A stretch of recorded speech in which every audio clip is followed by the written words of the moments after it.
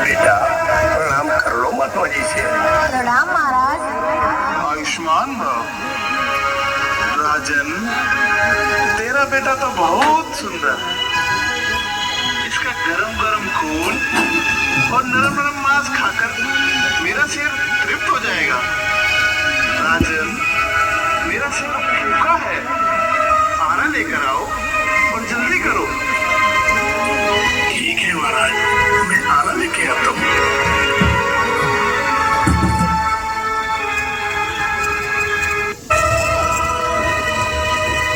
महाराज की जय हो। कहिए महाराज, आपका आना कैसे? भैया भैया बढ़े ही मुझे आरा दे दो। आरा? महाराज मेरे पास आरा तो है, लेकिन लकड़ी चीरने वाला है, लड़का चीरने वाला नहीं है। क्षमा करना महाराज, मैं आरा नहीं दे पाऊंगा। राता, मैंने जीवन में कभी पर नारियों को कुरस से देखा हो या भूल कर भी किसी को गाली दी हो या कभी मिथ्या भाषण किया हो या किसी के मान को देखकर जान जलाई हो, तो नीम का पत्ता पत्ता ही रहे, नहीं तो नीम का पत्ता तत्काल आरा बन जाए।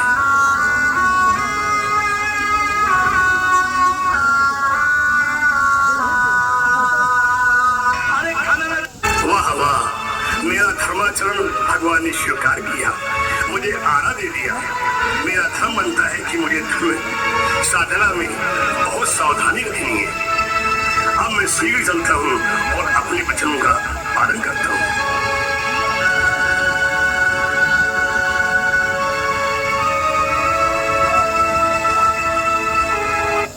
मैं आरा लेकर आ गया हूँ।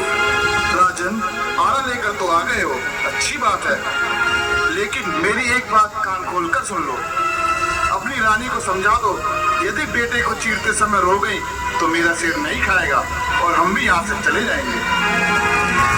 बेटा चीरत। हे प्रार्थना, सुना महात्मा क्या कह रही है।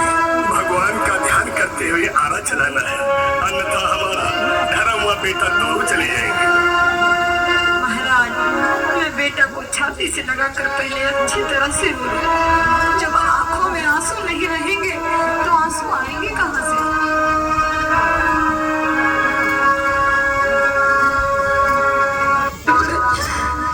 तेरी तस्वीर को देखकर मेरी छाती फट रही है। तेरे बगैर मैं जिंदा कैसे रहूंगी मेरे लाल? तेरे बगैर मैं जिंदा नहीं रह पाऊंगी। मैं मर जाऊंगी मेरे लाल, मैं मर जाऊंगी। मैया मैया मैया, इस समय तुम्हारा रोना अच्छा नहीं है, क्योंकि तेरी तस्वीर को देखकर मेरी छाती फट रही है। तेरे बगैर मैं जिंदा कैसे रहूंगी मेरे लाल? तेरे बगैर मैं जिंदा नहीं रह पाऊंगी। मैं मर जाऊंगी मेरे लाल, मैं मर जाऊंगी। मैया मैया मैया, इस समय तुम्हारा रोना अच्छा नहीं है, क्योंकि मैया दुख सुख की कुछ कहनी है मुझसे कह ले, मेरा अब अंतिम समय है। मैया रोना मत, मैं सत्य कहता हूँ कि मैं ही बेटा बनकर के तुम्हारे आंगन में दोबारा आऊंगा। तेरी ऐसी ऐसी बातें सुनकर मैं मर क्यों नहीं जाती, ये पृथ्वी फट क्यों नहीं जाती, मैं इसमें समा जाती मेरे लाल। ये राजा मोहरध्वज, ये रोना धोना बंद कर और अपने वचनों का पालन कर। तुम्हारे इन आंसुओं देखकर मैं अपना प्राण वापस नहीं कर सकता। क्षमा करना महाराज, मुझे विलम्ब हो गया। मैं अभी शेर के भोजन की व्यवस्था करता हूँ। उस समय मेरे बंधु ने राजा मोहरध्वज ने हाथ में आरा दे दिया। एक तरफ राजा, एक तरफ रानी, बीच में धर्मपद। क्या हुआ? आपसे मेरी प्रार्थना है कि इस धर्म संकट का विरोध न करके मेरा पूर्ण साथ दे, जिससे मैं धर्म का पालन कर सकूं। राजा मोहरध्वज, तेरी रानी की बाई आंख से आंसू गिर गया। अब मेरा सिर नहीं खाएगा। अब तेरा धर्म भी चला गया और तेरा पुत्र भी चला गया। महाराज, आंसू गिर गया है। महाराज, मैं पुत्र के वियोग में नहीं रोई हूँ। तो किस लिए रोई हो?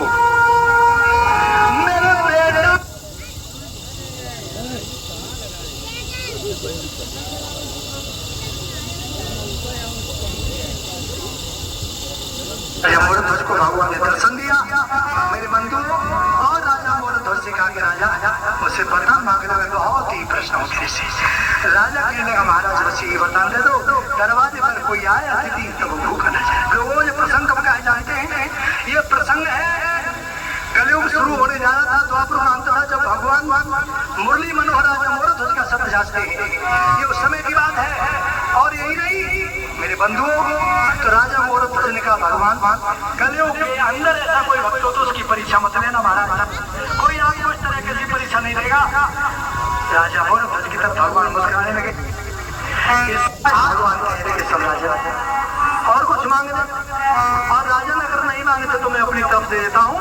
आज राजा मोर ध्वज को भगवान ने कहा राजन कलयुग में समस्त पापों को काटने वाली एक कथा होगी, उसका नाम होगा सत्यनारायण की कथा, और उस कथा के अंतर्गत तेरा भी नाम आएगा। ये कलयुग के समस्त पापों को काटने वाली तेरी भी कथा हुई तो तेरा नाम लेंगे। ऐसे सतवादी का तोड़का भी तेरा और हम में ये बता। और राजन सुन, तेरे जैसे सत्यवादियों के पीछे ऐसे धर्म के अनुयायियों के, ऐसे धर्मानुरागियों के पीछे ही मुझे पुनः पुनः जन्म लेकर के आना पड़ता है। राजा मोर ध्वज सुन,